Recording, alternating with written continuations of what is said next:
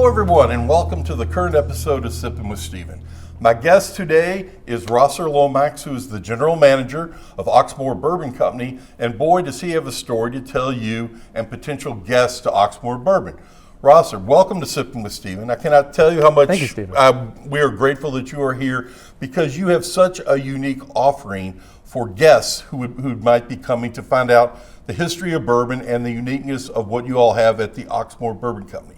Yeah. Please, if you would, first give a little bit of background about, because I know you're a bourbon expert, but so that we can validate for the folks that watch here, sure. And then what you all have to offer and why folks who are in town or even coming to town should make that 8-mile trip from the Fraser to Oxmoor Bourbon Company to have what I think is just a tremendous experience because you were kind enough to let me experience it earlier. So without further ado, a little bit about you and why we should all come out to Oxmoor Bourbon and be a guest at your cocktail party. Thank you so much, Steven. Sorry. No, I appreciate it.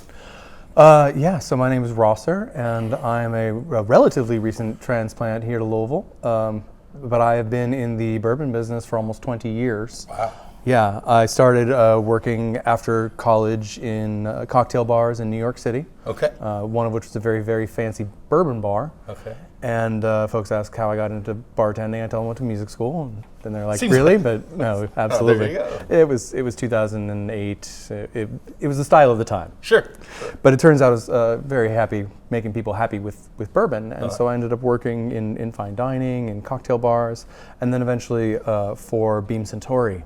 A little bit after that happened, and I spent almost 6 years there working in the bars, restaurants, etc., representing that portfolio, and I've done a lot of work with independents and things like that over the years. So a wide breadth of experience in both the hospitality and the food and beverage industry. Yes, and in the spirits on the supply side as well. And what happened with Oxmoor, as it turns out, is kind of like a really interesting and almost perfect marriage of those things. Okay. Because what we stood up over the last year, which you've had the pleasure of coming to go see, I have indeed, is a really wonderful way of looking at bourbon as a culture and as a category. And all of this comes through this historic property, the family estate, which, as you mentioned, it's a little more than 8 miles as the crow flies from here, and it's been there since before Kentucky was a state. Well, I will say this, as someone who works at a history museum and as a history buff, folks, seeing is believing. Go to this fantastic property. See the folks that know so much about the people and the times and the experiences. You will walk away just so better educated about this whole category and this whole period of time. And then also, and we'll talk about this a little bit later, you also get a chance to taste a product that is that is made to represent a time that best suits this particular property, I guess is the best way to say it. So when people come there, a lot of folks are used to a regular bourbon experience. They get a tour of how bourbon is made and they taste. I know this firsthand, but I want you to let the folks know what they can experience when they come there that makes Oxmoor Bourbon Company so unique. So what we're doing, because I've been at this for a while, and I thought I'd kind of seen it all to some degree.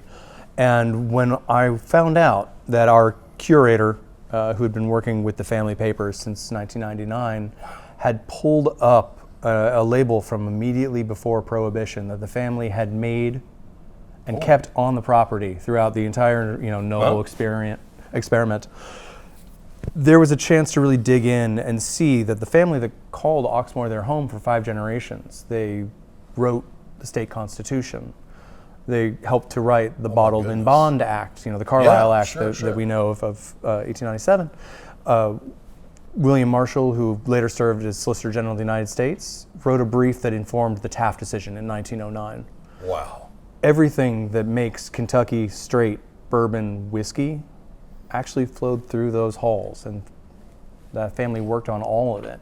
And in a way, it was interesting to see this, a place where we could realistically call it the home of Kentucky straight bourbon whiskey, and then invite people in and walk them through history, through the old parts of the house, through the renovations, talk about how the Commonwealth evolved, how the culture of bourbon evolved. You mentioned going to distilleries, and they'll show you how we make bourbon. Right. How we make whiskey. Come see us, and we'll talk about why we drink bourbon specifically. That is absolutely fantastic. And the biggest well, there was a lot of takeaways, and they were all great. But one of the biggest was you and your staff make history come alive. And to me, when museums and historical places become attractions and try to have folks come in and see it, they need to have interactions to have people. At least that's what my experience has been. And you all hit that one right out of the ballpark. Not only do the folks know their stuff, but there's engagement and there's questions and there's give and take and making you feel part of what you're experiencing. And that to me is all the difference in the world. So if you are a bourbon person, if you're a history person, ideally if you're both, there's no way to get around it. But if you're one or the other, come out and check it out. It is a beautiful drive. It's not very far. And I will make a shameless pitch here. With the Fraser being the start of the Bourbon Trail, it's a great daily double that you can come here, get an overview of the industry as a whole, but come to Oxmoor Bourbon Company and find out a good chunk of Kentucky history and why it happened. And a lot of it happened on that property. Yeah. That is so cool. And so that is part, and we don't want to give everything away because we want people to come and be your all's guests. And you all are guests. You're treated like guests. You're home folk. That is terrific. But what we want to do is just give them a little more of a taste, and we'll talk a little bit about this fine product that we have up here on the counter. But is there anything else that makes your all's experience uniquely Oxmoor Bourbon Company that you are just proud as punch about? I think you said it best, Stephen, in terms of talking about how people get a chance to actually interact with the history.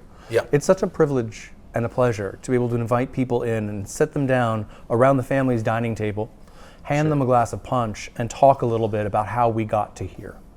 Well, the part that I liked, we've all gone back to school when you've been lectured. It's not a lecture. You're talking about things and you're having conversations and the time flies and you're waiting to hear the next part of the story or to ask a question, and the folks give you a great answer because we all know a little bit, but we don't know the specifics of your all's property.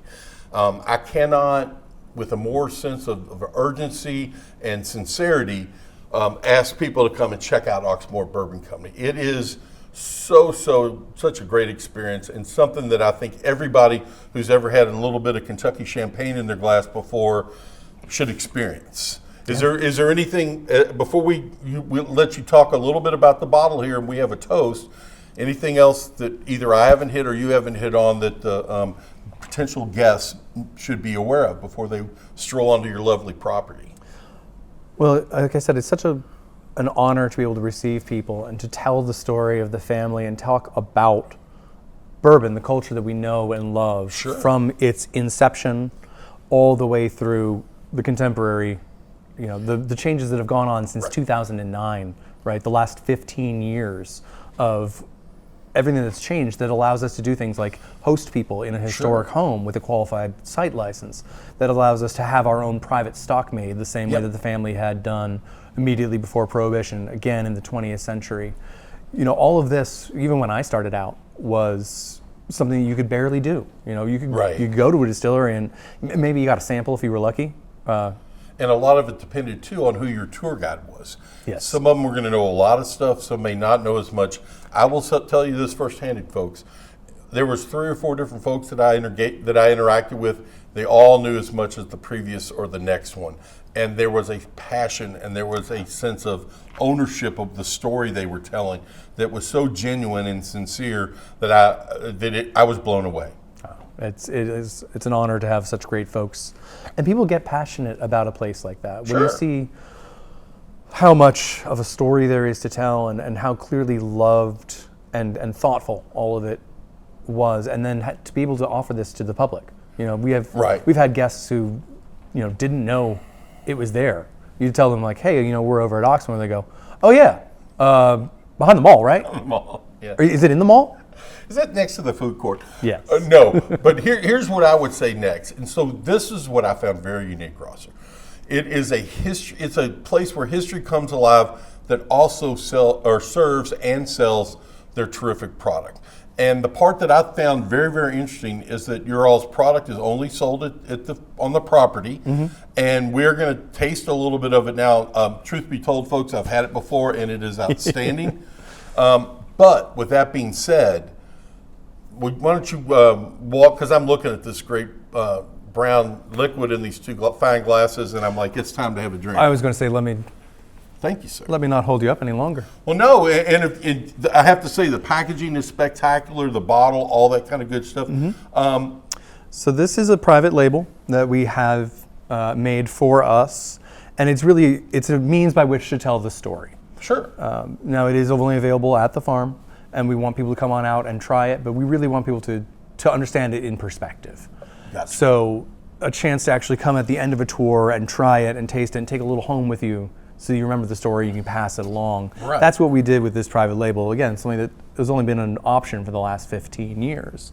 But we did exactly as the family did. In 1920, right before the Noble experiment took effect, in the last 2 weeks of January, the member of the family who was living there at the time, who had actually successfully petitioned the Supreme Court, successfully got to petition the Supreme Court on behalf of the Kentucky Distillers, the Distillers and Warehousing Corporation at the time, to say, hey, we've already paid taxes on all this whiskey, what are we going to do with it now that we can't buy it, sell it, transport it, and was told, nice Sure. try, come again.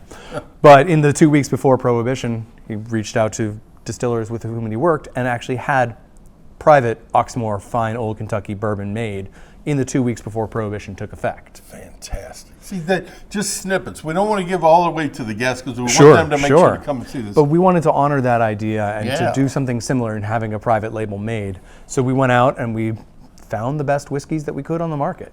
Well, the nose is spectacular. The proof is 119, which I don't recall that being a common proof or even anybody else having that. That was the cast strength for the barrels as they came out. Well, let's raise our glasses to Oxmoor Bourbon Company, to the Fraser, to the Kentucky Bourbon Trail, and to anybody who wants to learn more about history and bourbon that needs to come and visit you folks. Thank you. Cheers.